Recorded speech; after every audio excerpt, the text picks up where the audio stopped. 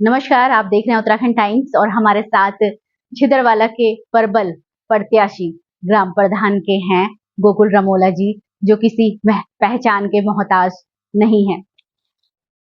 कैसा चल रहा है सफर? बहुत कम समय बचा है, गिनती के कुछ घंटे बचे हैं। क्या लग रहा है? क्योंकि मेहनत पूरी टीम आपकी कर रही है, तन मन से और धन से भी लगी हुई है। पहले तो आपका बहुत बहुत धन्यवाद आपके न्यूज़ चैनल उत्तराखंड टाइम्स का, जो आप मेरे घर पर आए और मुझे बोलने का मौका दिया। तो आपका बहुत बहुत धन्यवाद। और साथ में ही मैं अपनी ग्राम सभा के जो मेरे ग्रामवासी हैं उनका बहुत बहुत धन्यवाद करना चाहूँगा, जो मुझे अपार स्नेह और प्यार दे रहे हैं और मेरे साथ कंधे से कंधा मिलाकर मेरे इस कैंपेन में अपनी भागीदारी निभा रहे हैं। उन लोगों का, महिलाओं का, बुजुर्गों का और मेरी रीढ़ की जो हड्डी है, वो जो मेरे छोटे छोटे बच्चे हैं, जो मेरे युवा साथी हैं और मेरे साथ कंधे से कंधा मिलाकर चल रहे हैं, उनका बहुत बहुत धन्यवाद। तो मेहनत तो मैं पिछले जो 2019 का जो चुनाव रहा है उसके हारने के बाद से ही लगातार मेहनत कर रहा हूँ। ऐसा नहीं है कि आज चुनाव का समर आया है और अभी 1-2 महीने से मेहनत कर रहा हूँ। नहीं, मेहनत पिछले 5 सालों से लगातार मेहनत चल रही है। गोकुल रमोला जी, अभी मैं खबरों में देख रही थी, एक व्यक्ति को छिदरवाला में सांप ने काट लिया, उसकी मौत हो गई। वो आपने भी अपने पेज पे चलाया था। तो ये आपके क्षेत्र में ऐसी चीजें हो रही है, ये मतलब सुनने में बहुत अजीब लगता है कि मतलब अ, एक जिंदगी जो बहुत कुछ कर सकती थी हमारे समाज में, अपने घर के लिए, वो ऐसे ही चली गई। ये हमारे लिए और हमारे क्षेत्र के लिए बहुत दुर्भाग्यपूर्ण बात है कि वो व्यक्ति मतलब इतने गरीब परिवार से था कि उसके पास सोने के लिए तक एक चारपाई होती वो तक नहीं था शायद, जो मुझे पता लगा। और जमीन पे सो रखे थे और दरवाजा था या नहीं था, लेकिन रात के अंधेरे में जिस समय वो सो रखे थे और गर्दन पर उनका सर्पदंश हुआ, जो सांप ने उन्हें काटा है, वो गर्दन के ऊपर काटा है। तो रात का तो हमें पता नहीं लग पाया। तो सुबह उनके परिवार से मुझे कॉल आई। उस समय मैं कैंपेनिंग कर रहा था, अपनी जनसंपर्क जो था वो चल रहा था। किसी तरीके से मैं वहाँ पहुँच तो नहीं पाया, लेकिन मैंने किसी अपने सहयोगी के थ्रू हॉस्पिटल में उनको भेजने की कोशिश करी। अंततः रात को मेरे को 11 बजे, साढ़े 11 बजे करीबन उनके बेटे का फ़ोन आता है कि पापा की हालत ज़्यादा ख़राब है और डॉक्टर हमारे से बात नहीं कर रहे हैं, कुछ उनकी सिचुएशन के बारे में, परिस्थिति के बारे में बता नहीं रहे हैं। तो मैंने फिर क्या करा कि रात को 12 बजे के लगभग मैं हॉस्पिटल गया। उनकी मिसेज से मिला, उनके बच्चों से मिला, जो मेरे से बन पड़ा, उनका सहयोग किया। फिर डॉक्टर से बात हुई तो डॉक्टर ने सिचुएशन उनकी क्रिटिकल बताई, क्योंकि उनका हार्ट ने काम करना बंद कर चुका था। तो सुबह जैसे ही खबर मिली कि भाई उनकी मौत हो चुकी है, तो मैं किसी कारणवश, अपनी कोई परिस्थिति थी, घर की कोई परिस्थिति थी, जिस कारण मैं उनकी मौत में शामिल नहीं हो पाया। ये मेरे व्यवहार में नहीं है, लेकिन मैं दुर्भाग्यपूर्ण समझता हूँ कि किसी कारणवश मैं वहाँ पर उनके साथ उस दुःख की घड़ी में सम्मिलित नहीं हो पाया। इस तरह की घटनाएं, छिदरवाला बहुत वैसा गांव नहीं है कि यहाँ पे आप कहेंगे कि पास में ही हमारे पास लाल तप्पड़ में फैक्ट्रियां हैं, कि कोई यहाँ पे गरीब ऐसा नहीं है कि खाने के लिए किसी पर, लेकिन फिर भी लोग इस तरीके से रह रहे हैं। देखो, गरीबी को अगर देखना होगा तो शायद धरातल पर जाकर देखना पड़ेगा। जो मैं पिछले 5 सालों से देख रहा हूँ कि गरीब हमेशा गरीब होता जा रहा है और अमीर हमेशा अमीर। तो उसके पीछे रीजन है, जो योजनाएं आती है वो गरीबों तक पहुंच नहीं रही है। और जो हमारे योजनाएं जो ग्राम प्रधान होता है उनको पहुंचानी चाहिए, उन तक पहुंच नहीं पा रही है। इसका कारण ये उन तक या तो शायद पहुंच नहीं पा रही है वो लोग जिनको इसकी जरूरत है, या फिर ग्राम प्रधान उनकी सुन नहीं रहा है। तो ये देखने को मिल रहा है, फैक्ट्रियों में जो लोग काम कर रहे हैं उनकी सिचुएशन भी इस तरीके की है कि भाई वो सुबह 6 बजे, 5 बजे तैयारी कर बैठते हैं। हम जब अक्सर मेन चौक छिंदवाड़ा में देखते हैं तो महिलाएं सड़कों पे खड़ी रहती हैं, गाड़ी का वेट करती हैं। उनके लिए कोई साधन नहीं है कि भाई फैक्ट्री की तरफ से किसी ने आवाज उठाई हो या गांव की तरफ से किसी ने आवाज उठाई हो कि भाई उनका ड्रॉपिंग के लिए या ले जाने लाने के लिए कोई गाड़ी की व्यवस्था हो। वो व्यवस्थाएं हमारे यहाँ बिल्कुल नील पड़ी हुई है, जिससे कि महिलाओं के साथ दुर्घटनाएं घटती जा रही है। कन्वेंस की वजह से दुर्घटनाएं उनके साथ घट रही है। कहीं अभी बीच में देखा होगा आपने कि एक महिला की एक्सीडेंट में मौत हो चुकी है। वो यही लाल तप्पड़ जो फ्लाईओवर डाउन होता है वहां पर उसका एक्सीडेंट हुआ, और वो महिला अ, अपने छोटे छोटे बच्चों को छोड़कर चली गई। ये सिचुएशन, ये सब चीजें, ये कहीं ना कहीं ग्राम प्रधान कहाँ तक इन चीजों को ठीक कर सकता है? यदि आप प्रधान बने आपके गांव में, आपके क्षेत्र में, मैं मानूंगी गांव तो छिद्रवाला है, इसके अंदर 4 गांव आते हैं, तो इस क्षेत्र के लोगों की ये समस्या है, एज अ ग्राम प्रधान आप कैसे इनको दूर कर सकते खैर वो बातें तो खैर पंचायत के अंडर में नहीं आती कि भाई फैक्ट्रियों में बस की व्यवस्था पंचायत के द्वारा की जाए, लेकिन वो एक आवाज़ उठाई जा सकती है। जो मेरे एक दिमाग में एक प्लान है कि भाई हमारे यहाँ 4 ग्राम पंचायतें हैं, छिद्दरवाला, चकजोगीवाला, जोगीवाला और साहबनगर। मैं अगर प्रधान बनता हूँ तो जो भी मेरे साथ वहाँ के प्रधान प्रतिनिधि बनते हैं तो उनको साथ में लेकर हम इस लड़ाई को फैक्ट्री के साथ या शासन प्रशासन के साथ लड़ सकते हैं। भाई कि जो महिलाएं हमारे यहाँ से, जो बच्चियां हमारे इस ग्राम सभा से, चारों ग्राम सभा से वहाँ अपनी रोजगार के लिए जाते हैं, सुबह जाते हैं, शाम को अंधेरे में आते हैं, कोई ओवर टाइम करता आता है, तो वो व्यवस्था फैक्ट्री को करनी चाहिए। क्योंकि वो जो महिलाएं हैं या वो जो बच्चे हैं, वो अगर कन्वेंस जाते हैं यहाँ से, आना जाना करते हैं, तो कहीं ना कहीं वो आने जाने का किराया देते हैं। तो फैक्ट्री वालों से हमारा अनुरोध रहेगा, शासन प्रशासन से हमारा अनुरोध रहेगा कि भाई वो व्यवस्था उनके लिए की जाए। जब उन्होंने किराया दूसरे को भी देना है तो वो किराया बाकायदा फैक्ट्री उनकी सैलरी से काट ले। हैं? भाई जी, ये तो है, ठीक है, आप समाज सेवी हैं, समाज में काम करते हैं, लेकिन एक तरफ आप कांग्रेसी भी हैं। कांग्रेसी होने के नाते कैसे काम कर पाओगे? कई दिक्कतें तो आएगी, चुनौतियां तो आएगी। ये आपने बिल्कुल सत्य कहा, क्योंकि सरकार भाजपा की है और मैं इन चीज़ों पे ग्राम पंचायत के जो ये चुनाव चलते हैं इसमें कोई शायद पार्टी विशेष नहीं होती है। आप जिला पंचायत से शायद अधिकृत प्रत्याशी शुरू होते हैं और यहाँ पर अधिकृत भाजपा ने भी नहीं किया है। तो वो कहीं ना कहीं अपने बलबूते चुनाव को लड़ रहे हैं, किसी पार्टी के थ्रू नहीं। और मेरा मानना है, जब कोई जनप्रतिनिधि ग्राम पंचायत में बनता है तो ना तो उसकी कोई जाति रहती, ना उसका कोई संगठन रहता है, ना कोई उसकी पार्टी रहती है। पार्टी हित के कोई ऐसे कार्यक्रम एक एज ए प्रधान को अपने प्रधान प्रतिनिधि होने के नाते नहीं करने चाहिए। बात आती है व्यवस्थाओं की, सुविधाओं की। केंद्र में बीजेपी है और राज्य में बीजेपी है, और फिर पंचायतों में कहीं ना कहीं बीजेपी ही है। चाहे भले उस चीज को हम नहीं लेते हैं कि भी पंचायतों में बीजेपी का कोई इन्वॉल्व नहीं होता, संगठन का कोई इन्वॉल्व नहीं होता, कांग्रेस का कोई इन्वॉल्व नहीं होता, कहीं व्यक्तित्व का तो इन्वॉल्व होता है। आपने बिल्कुल सही कहा कि व्यक्तित्व का इन्वॉल्व जरूर होता है। मैं मानता हूं कि सरकार भाजपा की है, हमारे स्थानीय जो विधायक हैं भाजपा के हैं। वो ध्येय होना चाहिए, कोई भी ग्राम प्रधान बने कि चाहे वो कुछ भी है, लेकिन उसका ध्येय काम करने का होना चाहिए। मैं ये नहीं मानता हूँ कि भाई अगर सरकार भाजपा की है या विधायक हमारे भाजपा के हैं, सांसद हमारे भाजपा के हैं, तो काम नहीं हो सकते। काम करने का ध्येय होना चाहिए। हमारा काम है उनसे काम करवाना और हम जानते हैं कि उनसे हमें किस तरीके से काम करवाना है, क्योंकि वो भी एक जनता से चुने हुए प्रतिनिधि। और हमें अगर जनता ये आशीर्वाद देती है तो हम भी एक जनता के चुने हुए प्रतिनिधि। अगर ऐसा कहीं हमारे बीच में कोई मौका मिलता है कि भाई हम कोई प्रस्ताव अपने स्थानीय विधायक को देते हैं या स्थानीय सांसद जी को देते हैं, वो अगर हमारा काम नहीं करते हैं तो हमारे पास दूसरे और भी रास्ते हैं। भाई हम जनता को साथ में लेके जाएंगे। भाई हमारा प्रतिनिधि हमारा काम नहीं कर रहा है, वो इनकी मजबूरी नहीं है, वो उनका धर्म है काम करने का। चाहे मैं हूँ, चाहे कोई भी हो, चाहे हमारा स्थानीय विधायक हो, सांसद हो, उनको भी लोगों ने चुनकर भेजा है, तो उनका भी कर्तव्य बनता है कि भाई गांव के लोगों के लिए और समाज के लोगों के लिए काम करें। आपके जो अपोजिट हैं, आपको टक्कर देने की कोशिश की जा रही है, सारे हथकंडे अपनाए जा रहे हैं, साम दाम दंड भेद सब अपनाने की कोशिश हो रही है। तो क्या करेंगे आप, क्या कहेंगे, कैसे इन चुनौतियों से आप लड़ रहे हैं? ये आपने बिल्कुल सही कहा। और पिछला जो मेरा आपका मेरे साथ इंटरव्यू रहा है उसमें मैंने अपनी सारी बातें आपको अपने द्वारा बता दी गई थी कि मेरे साथ इस दौरान चुनावी दौर में क्या क्या घटनाएं घटी। लेकिन ये चीज़ें जो उन तक सीमित थी, ठीक है, उन्होंने किया है। और जो मुझ तक सीमित थी, जो मुझे करना था, मैं कर चुका हूँ।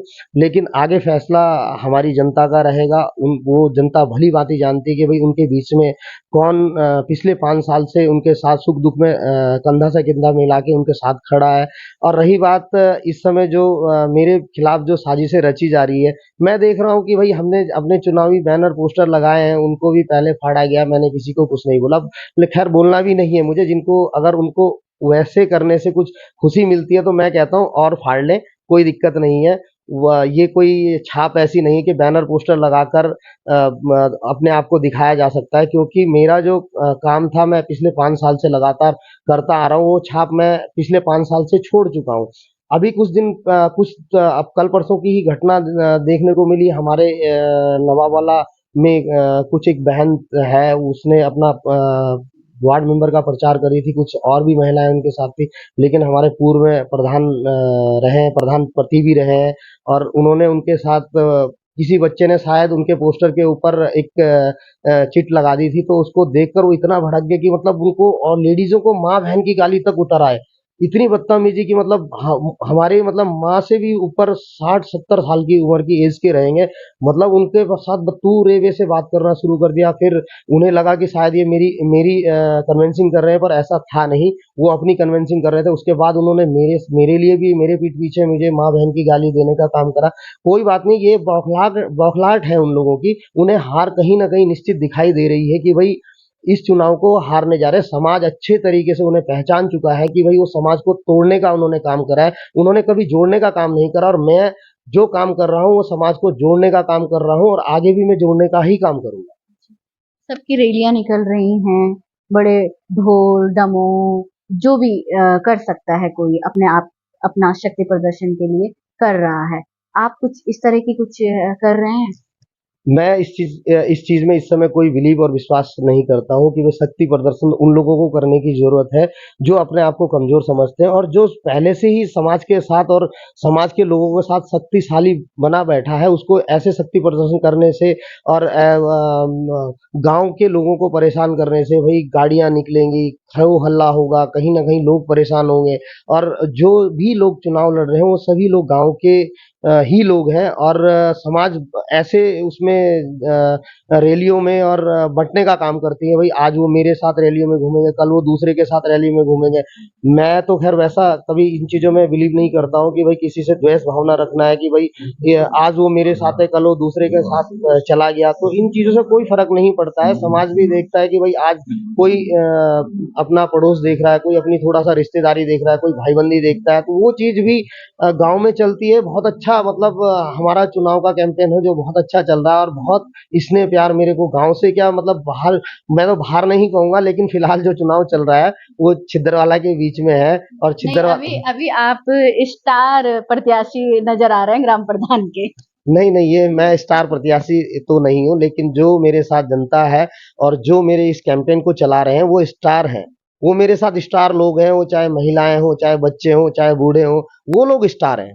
भाई जी, उम्मीदें बहुत है आपके गांव वालों की आपसे, क्योंकि 5 साल मैं तो जब से मैं रिपोर्टिंग कर रही हूँ, मुझे 5 साल ग्राउंड रिपोर्टिंग करते हो गया है। आप यहाँ की समस्याओं को लेकर, यहाँ की अच्छी बुरी खबरें मैंने देखी है, तो मैं उन जनता को भी अच्छे से जानती हूँ जो जो उम्मीद, जो विकास की जो एक उम्मीद है उसकी आस में लगी हुई है। उम्मीदें बहुत है, क्या कहें?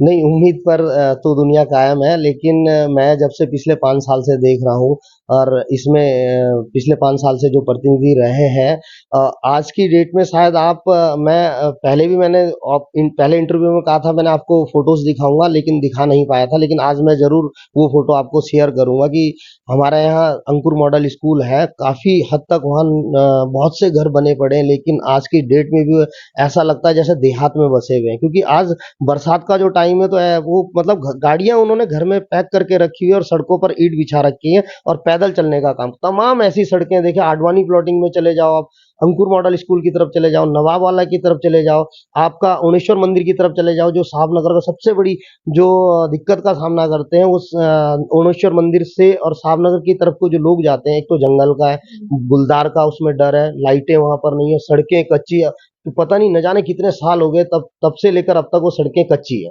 देख देख लीजिए भाई जी, मैंने भी आपके अभी तक ये तीसरा इंटरव्यू कर रही हूँ, तो आपने क्या क्या वादे करे हैं, क्या क्या सोचा है अपनी जनता के लिए, विकास की एक उम्मीद जगाई है, वो विकास आप नहीं कर पाए 5 साल तक, तो फिर आगे जनता फिर से जवाब दे देगी आप। बिल्कुल जो वादे मैंने करे हैं, मैं अपनी जनता के साथ उन वादों के साथ खरा उतरूँगा, ऐसा मेरा मानना है और ऐसा मेरा विश्वास है कि मैं अपनी क्षमता को समझ रहा हूँ कि मैं अपनी गाँव की व्यवस्था को किस तरीके से लेके जा सकता हूँ कि भई मेरा काम एक लाइट लगाकर संतुष्ट करना नहीं है और एक सड़क बनाकर संतुष्ट करना नहीं है। गाँव की बहुत सी व्यवस्थाएँ हैं जो गाँव को सुचारू रूप से हमारे अच्छे आदर्श ग्राम की ओर लेके जा सकता है।